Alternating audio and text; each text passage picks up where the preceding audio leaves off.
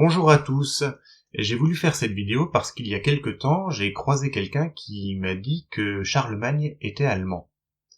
Son raisonnement, c'était que Charlemagne venait de la tribu des Francs, et les Francs venaient d'Allemagne, donc Charlemagne était allemand. Là, je ne suis pas d'accord, mais alors, pas du tout, et pour plusieurs raisons. La première, c'est qu'avant de migrer en Gaule, les Francs vivaient de l'autre côté du Rhin, c'est vrai, mais sur un territoire qui comprend une partie de la Belgique, des Pays-Bas, de la France, du Luxembourg et de l'Allemagne. Et donc pas seulement de l'Allemagne.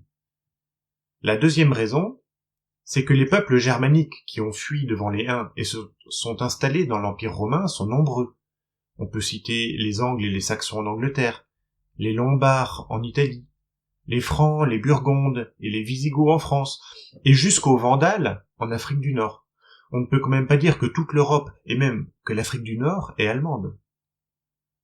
Enfin, le plus gros problème avec le raisonnement de cette personne, c'est l'anachronisme. Parce que, à cette époque-là, l'Allemagne n'existe pas.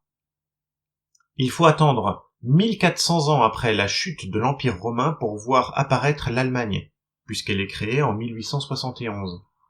C'est donc absurde de qualifier des peuples de l'Antiquité et du Moyen-Âge d'Allemands. Les Francs étaient bien une tribu germanique, mais qui n'est pas à l'origine du peuple allemand qui va émerger beaucoup plus tard. En effet, la notion de peuple germanique parlant l'allemand va naître au Moyen-Âge avec le Saint-Empire romain germanique. À ce moment-là, cela fait déjà des siècles que les Francs sont implantés en Gaule et se sont mélangés aux peuples qui y habitaient.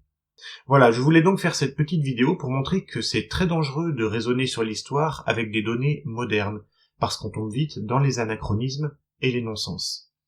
À bientôt pour une prochaine vidéo.